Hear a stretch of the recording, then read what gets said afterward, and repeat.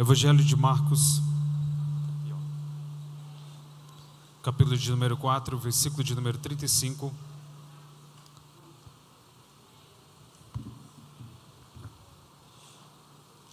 Que foi o texto que foi lido nessa noite. Enquanto você procura, eu quero agradecer a Deus por essa rica oportunidade. Deixa eu testar o outro. Voltar. Tá. Glória a Deus. Bom, Vinícius. Enquanto você procura, eu quero agradecer a Deus por estar aqui, juntamente com meus irmãos, para celebrarmos o nome do nosso Senhor e Salvador Jesus Cristo.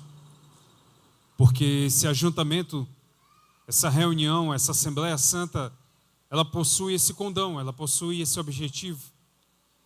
São pessoas que se reuniram em uma fé em comum para celebrar a majestade santa, para celebrar o nome santo do nosso Rei, do nosso Salvador, do nosso Redentor, daquele que, como aqui foi dito, que morreu e que ressuscitou por nós.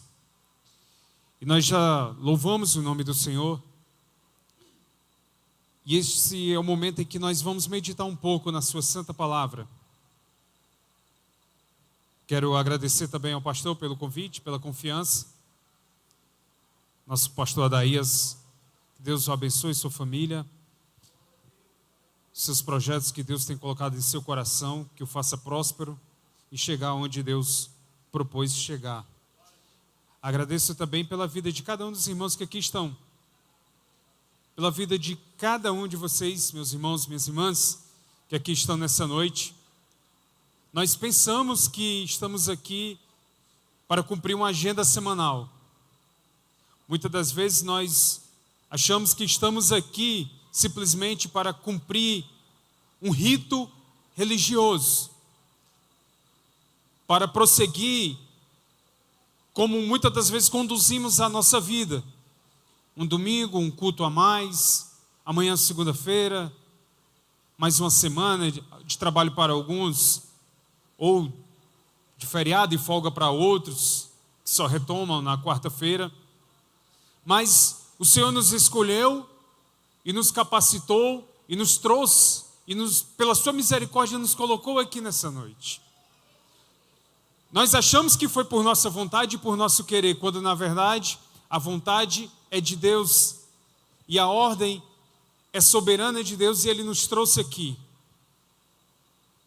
E eu tenho certeza, uma convicção no meu coração, que não é mais uma noite de domingo na nossa vida, mas é uma noite que Deus separou para falar aos nossos corações, para confirmar a sua palavra, o seu amor, o seu cuidado e o seu zelo em nossos corações. Quando se encontraram, Marcos capítulo de número 4, me confirme com amém, por favor. E naquele dia, sendo já tarde, disse-lhes: passemos para o outro lado. E eles, deixando a multidão, o levaram consigo, assim como estava no barco. E havia também com ele outros barquinhos. E levantou-se grande temporal de vento, e subiu as ondas por cima do barco, de maneira que já se enchia. E ele estava na popa, dormindo sobre uma almofada. E despertaram-no, dizendo-lhe: mestre, não se te dá que pereçamos? E ele, despertando, repreendendo o vento e dizendo ao mar: cala-te e aquieta-te. E o vento se aquietou, e houve grande bonança. E disse-lhes: por que estáis tão temerosos? Como não tendes fé? E sentiram um grande temor, e diziam uns aos outros: mas quem é este? Quem é este que até o vento e o mar lhe obedecem? Glória a Deus. Permaneça com a sua Bíblia aberta. O trecho que nós lemos nessa noite é uma passagem que relata o final do dia, de um dia no ministério de Jesus. Quando nós estudamos essa mesma mensagem, esse mesmo texto, essa passagem, no Evangelho de Mateus, nós podemos ver um pouco da cronologia daquele dia, um pouco da ordem que aconteceu os fatos naquele dia.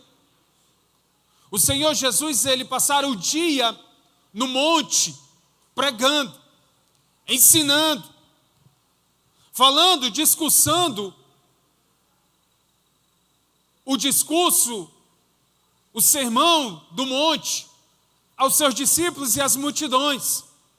Um sermão extenso, uma pregação grande, um sermão extenso.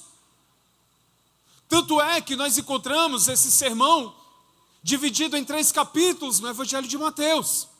Capítulo 5, 6 e 7 exploram e abordam esse sermão da montanha. Então o Senhor Jesus, ali no alto do monte, ele profere esse sermão longo para as multidões. E ele conclui o sermão e desce. E ele começa a caminhar e as multidões o acompanham. E do meio da multidão aparece um homem dotado de uma enfermidade que nós sabemos bem que demorou muito tempo para se descobrir o tratamento específico para a lepra. E nós estamos falando acerca de um evento que ocorreu no 1º século. E então um homem dotado de lepra, com o corpo acometido de lepra, chega diante de Jesus. Nós podemos ver isso no capítulo 8 do Evangelho de Mateus. Quando Jesus termina o sermão e começa a caminhar, do meio da multidão aparece um homem com lepra no corpo. E esse homem, ele chega para Jesus. E ele profere uma frase em direção a Jesus. E aqui eu abro um parêntese para fazer uma pergunta, e eu gostaria que você respondesse para você mesmo. Todos nós temos os nossos sonhos, todos nós temos objetivos, todos nós temos um alvo na qual nós almejamos chegar na nossa vida. Todos nós desejamos algo em nosso coração que nós queremos até que se realizasse hoje. Todos nós almejamos no fundo do nosso coração algo que nós sabemos que se você tivesse o poder, se você tivesse diante de algo que pudesse realizar isso para você, você e eu saberíamos que você pediria que se realizasse hoje. E nós temos a figura desse homem, dotado de lepra, dotado de uma enfermidade que não havia tratamento, não havia cura. E aquele homem, ele chega para Jesus e ele diz uma única palavra: Senhor, se tu quiseres, tu podes me tornar limpo. Se tu quiseres, torna-me limpo.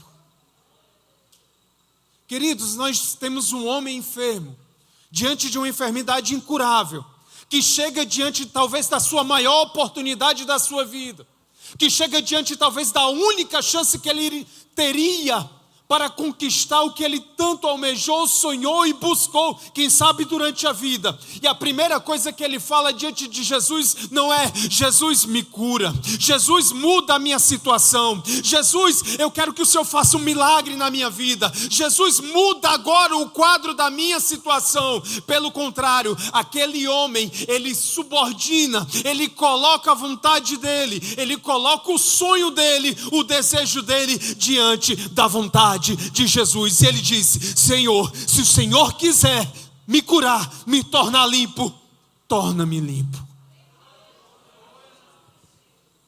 Aquele homem, ele estava preparado para o não de Deus. Ele colocou o maior sonho e objetivo da vida dele diante de Deus de uma tal forma que eu acredito que ele estava preparado até para receber um não, uma rejeição de Jesus naquela hora. Mas simplesmente o que Jesus fala para ele é: eu quero, seja limpo.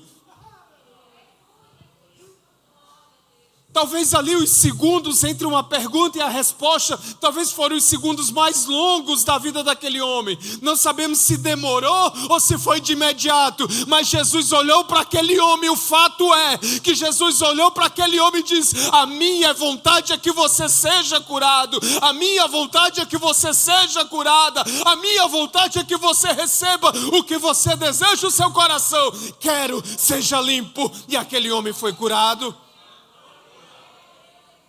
Quantos de nós estamos preparados para condicionar os nossos sonhos, as nossas vontades, os nossos desejos, os nossos objetivos, condicionar a vontade de Deus? Ou será que as nossas orações é somente quero, me dá, faz, realiza, eu quero, faz assim? E esquecemos muitas das vezes de orar dizendo: Senhor, se tu quiseres, faz. Se tu quiseres, traz a existência. Se tu quiseres, abre a porta. Se o Senhor não quiser, fecha. Se o Senhor quiser, se o Senhor quiser, meu querido, se a vontade for de Deus, se Deus está no meio de algo que você deseja, querido, pode parecer impossível, pode parecer inalcançável, pode parecer irrealizável, mas, queridos, nós servimos um Deus que com a palavra criou os céus, que com a palavra criou o universo, que com a palavra criou os céus e a terra e tudo que neles há. Se for da vontade de Deus, Ele abre a boca e diz: eu quero, e aquilo que você deseja vai ter que passar a existir. Eu quero, seja limpo. E Jesus continua a caminhada. E no meio da caminhada, Jesus se depara com uma outra pessoa. Agora não com um judeu. Jesus agora cruza o caminho não de um homem ali, praticante da religião, um fariseu que conhecia a lei, um saduceu. Jesus não se depara com nenhuma das mulheres judias. Jesus não se depara com nenhum dos religiosos da época. Jesus agora se depara com um centurião. O centurião é um homem de autoridade romana. Um centurião, ele era um militar romano. Era um estrangeiro, era um homem pagão. E aquele homem, ele apresenta diante de Cristo uma outra situação. Ele chega para Cristo e diz: Senhor, um dos meus servos, um dos meus homens se encontra em casa enfermo. Um dos meus servos se encontra doente. E Jesus olha para aquele homem e diz: tudo bem, me diz onde é o teu endereço. Faz o seguinte, me guia e me leva até lá a tua casa, que eu vou lá na tua casa. E aquele homem, surpreendendo talvez quem estivesse escutando ali aquele diálogo, mas não surpreendendo Jesus, porque o homem, ele costuma ver o que está fora.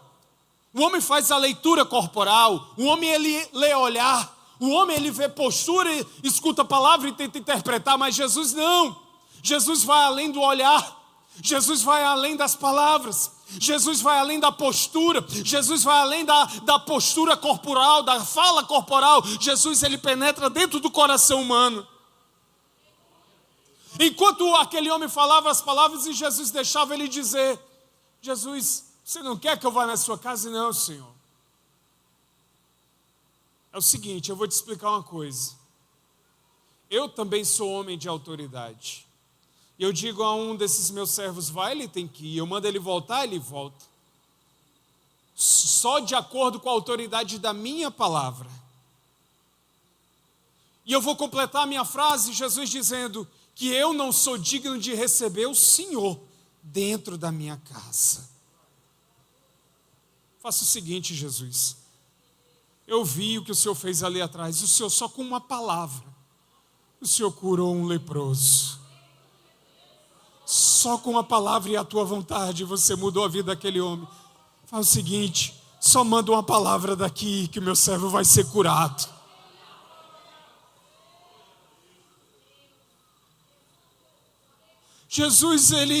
Eu falei que Jesus, ele não lê o homem do corpo para fora com as palavras, com o olhar. Jesus, ele olha o coração e ele traz a imediata resposta dizendo: nem mesmo em Israel eu encontrei uma fé como essa.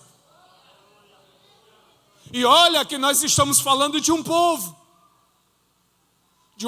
que viu o mar se abrindo diante deles, de um povo que se gabava de dizer, de contar para os seus filhos, através da tradição, que as muralhas intransponíveis de Jericó caíram diante deles.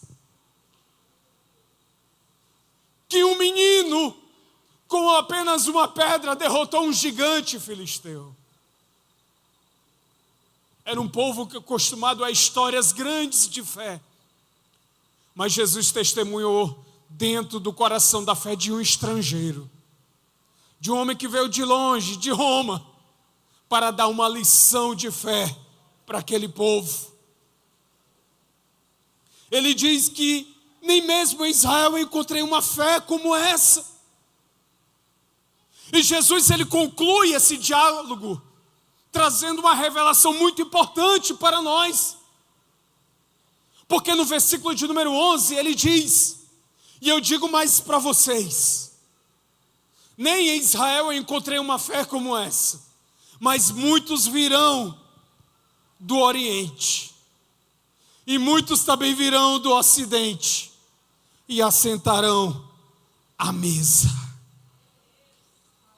Queridos, talvez você não tenha compreendido a grandeza dessa palavra que Jesus estava dizendo.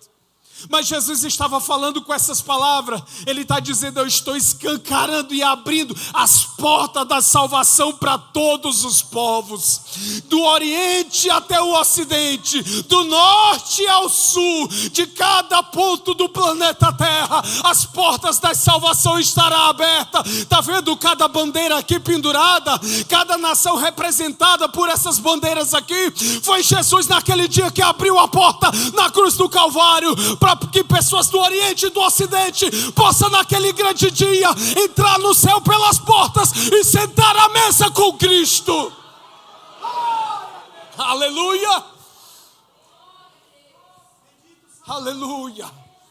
A porta da salvação foi aberta, tanto foi aberta, que naquele dia lá na Judéia ele falou profetizando, e o evangelho chegou aqui no Ocidente, num país que posteriormente, vamos dizer assim, a história diz assim, foi descoberto somente no ano de 1500, mas hoje nós estamos aqui, Brasil, Fortaleza, estado do Ceará, Bom Jardim, a porta da salvação foi aberta para nós, e um dia nós estaremos assentados à mesa com o Mestre. É por isso que essa igreja é uma igreja missionária. É por isso que a Assembleia de Deus ela se esforça tanto a levar o Evangelho a todos os povos, porque nós acreditamos nessa palavra, que naquele grande dia, quando os céus forem abertos e o nosso Mestre aparecer no céu, Ele vai reunir sim povos dos 4 cantos da terra para encontrar Ele nos ares. Jesus agora ele se depara com duas pessoas de fé.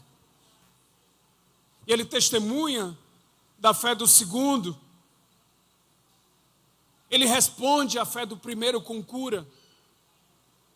E o dia foi passando, e o dia foi findando. E Jesus agora chega para os seus discípulos e diz: eu quero agora passar para o outro lado. Vou lá para o outro lado.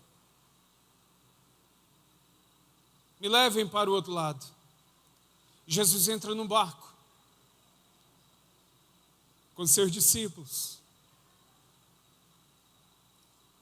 Eu acho que o povo também aproveitou a oportunidade, que não queria deixá-lo.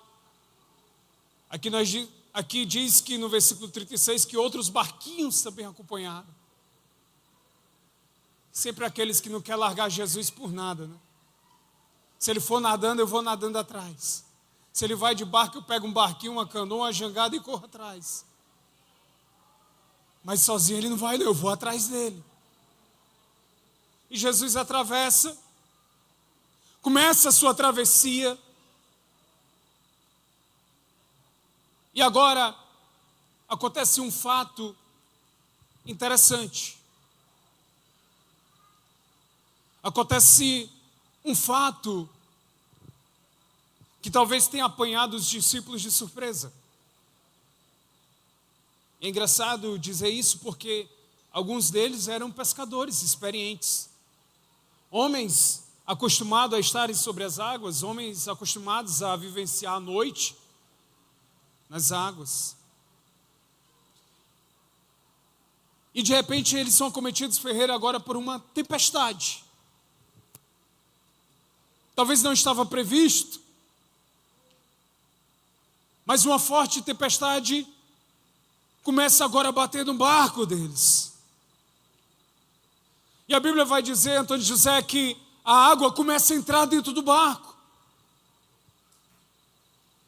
E nasce no coração daqueles homens o medo.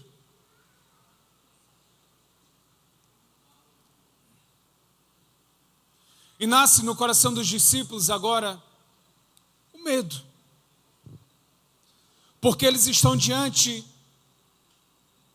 da morte iminente, do naufrágio. Eles estão diante, talvez, do barco afundar, e no meio daquela tempestade eles não conseguirem se salvar devido à fúria das águas, a tempestade da água com o vento. E eles começam, quem sabe, a tentar ali tirar a água, esvaziar, fazer manobras que eles, como pescadores, eram acostumados a fazer. Porque a Bíblia vai dizer que não é de imediato que eles correm até Jesus, não. Eles tentam enfrentar a tempestade. Eles tentam, por si, salvar o seu barco do naufrágio. Eles não poupam esforços e começam a lutar contra aquela tempestade. Mas só que quando se esgotam os recursos, mas só que quando se esgota a força, mas só que quando se esgotam as ideias, de tanto lutar com a tempestade, de tanto lutar com o mar, com a água que invadiu o barco, aqueles homens tomam uma decisão, baseado em uma conclusão. Porque eles invadem, correm para onde Jesus estava, a polpa do barco. E Jesus estava o quê? Dormindo. É claro que ele estava dormindo. Depois de um dia cansativo de sermão, de pregação, um dia de caminhada, um dia de agenda cheia, Jesus agora está descansando, repousando. Mesmo em meio à tempestade. E os discípulos entram na polpa do barco desesperados, angustiados. Lembra que eu disse que eles falam, pedem socorro com base em uma conclusão? Porque eles chegam para Jesus e dizem: Senhor, o Senhor não se importa com nós? O Senhor não se importa que nós venhamos a perecer? Não se importa que nós venhamos a morrer nessa tempestade?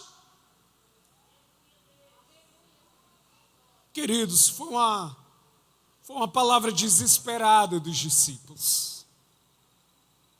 Foi uma fala desesperada mesmo, nós podemos definir assim.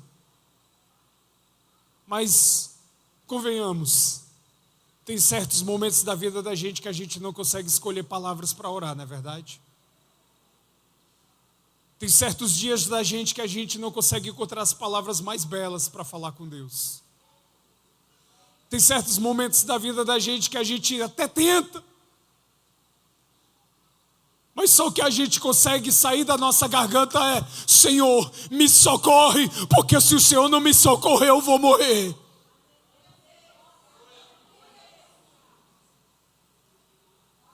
Chega momentos da vida da gente que sim, você planejou entrar no barco, você planejou chegar do outro lado, mas não fazia parte do teu planejamento lidar de frente com uma tempestade. Mas não fazia parte do teu planejamento as águas dessa tempestade começar a invadir o teu barco. E no meio dessa tua trajetória e caminhada, você até tentou consertar. Não, vou aqui com um baldezinho tentar tirar água do barco. Vai dar certo. E quanto mais você tira a água do barco, mais água entra. E quanto mais água entra, mais o medo aperta o teu coração.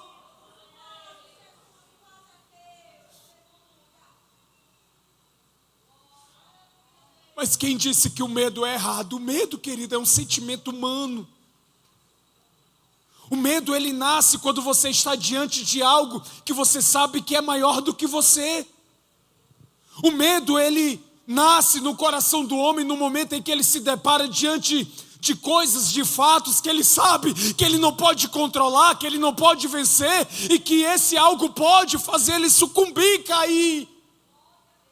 E era o que os discípulos estavam se deparando naquele momento.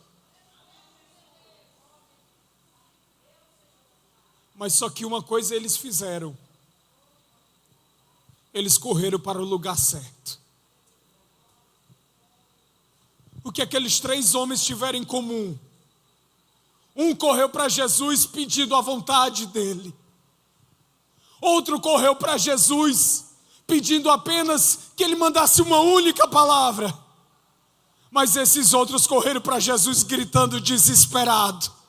Não importa como você veio nessa noite, se você está pedindo a vontade de Deus, se você está querendo tão somente que Deus libere uma palavra sobre a sua vida, ou se você veio aqui para dar um grito desesperado, o que importa é que você veio no lugar certo, e Jesus Cristo está aqui para ouvir a tua voz.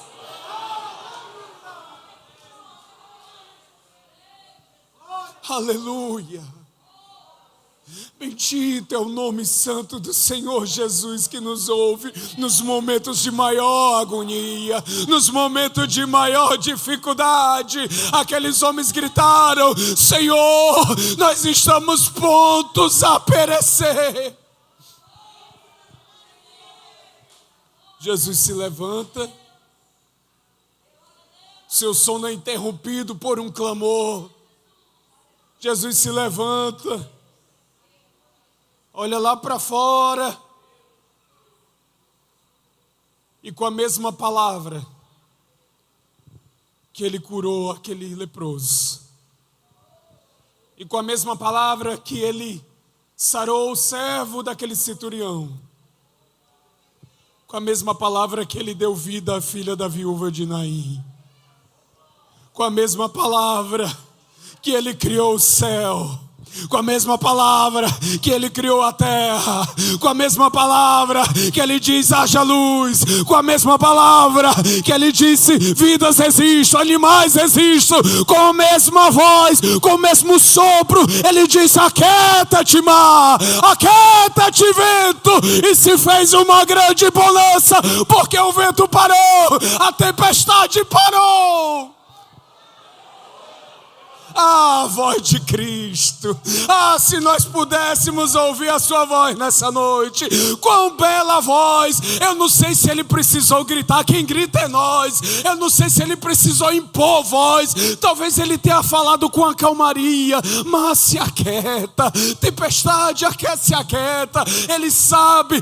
Esses instrumentos da natureza. Sabe quem estava falando com ele. Era o seu Criador. A voz eles reconheceram a voz mansa do Criador de todas as coisas. Ah, que se nós, filhos de Deus, pudéssemos reconhecer a voz do nosso Mestre, pudéssemos reconhecer a voz do nosso Salvador, a voz do nosso Pai, nós escutaríamos nessa noite Ele falando ao nosso coração: aquieta, aquieta coração, aquieta-te mar, aquieta tempestade, porque eu estou nesse barco. Oh, aleluia. O evangelista faz questão de dizer: imediatamente tudo se acalmou e fez uma grande bonança.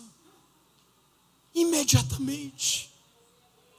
Não teve processo não de ir baixando, não, foi imediato. E se fez uma grande bonança, uma calmaria. Aí Jesus agora vai tratar com os seus discípulos. Jesus agora chama os discípulos à responsabilidade. Porque, queridos, quando a gente observa esse texto, a gente observa algumas coisas. Os discípulos acabaram de ver que Cristo tinha curado aquele leproso. Os discípulos tinham acabado de ver que Cristo tinha curado aquele servo, daquele centurião, com uma só palavra. Os discípulos eram testemunhas do que Cristo fez, fazia, falava, ordenava, e acontecia, e existia. E Jesus agora chama eles à tempestade, chama eles à responsabilidade, dizendo: por quê? Jesus começa com por quê? Por quê? Vocês estão tão temerosos.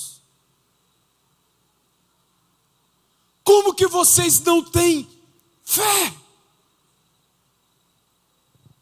Interessante esse questionamento de Jesus para os discípulos.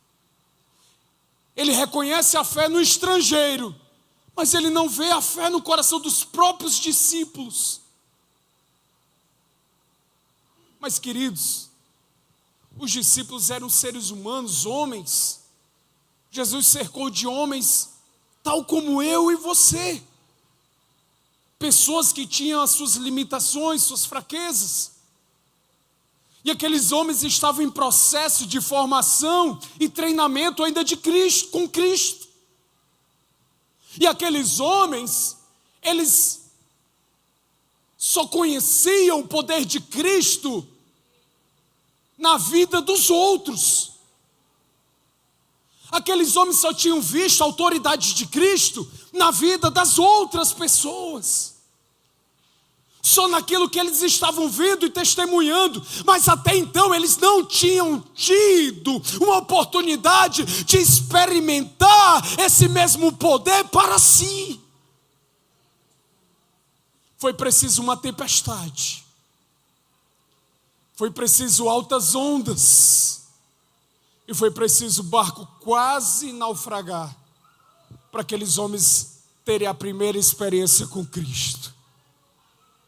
E quem sabe assim, no meio dessa provação, dessa luta, desse momento de angústia, Daniel, nasceu ali uma fé inabalável no coração daqueles homens. Começou a brotar aquela fé, porque uma coisa é você ver na vida dos outros, outra coisa é você experimentar. Outra coisa é você ficar feliz. E quem não fica feliz quando vem Ferreira, vem um irmão aqui e testemunha das bênçãos que Deus fez na vida dele? A gente se alegra, glorifica, isso ali alimenta a nossa fé.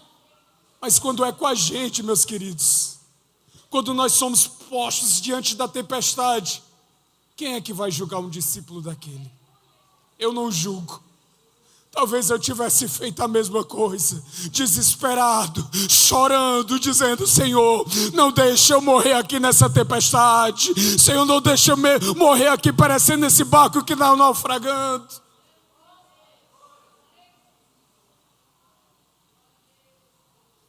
Eu aprendo, meus queridos, que aqueles homens estavam com Cristo, mas ainda não conheciam intimamente a Cristo. Aqueles homens eram testemunhas de inúmeros milagres feitos de Cristo, contudo, nunca tinham experimentado ainda em suas próprias vidas um milagre. Eles viam o Cristo de poder, mas ainda não tinham experimentado o poder desse Cristo. Eles estavam diante do Cristo que tinha glória antes da fundação do mundo, mas ainda não tinham provado da glória que esse Cristo tem para oferecer no nosso coração. assim, é possível você estar diante de Cristo e ainda assim não estar totalmente com Cristo, experimentando o seu poder, vivenciando o que Ele tem para oferecer na sua vida. Como assim? O que você tem a dizer com... Me explique melhor. Tem pessoas que gostam de vir para a igreja para ouvir uma palavra.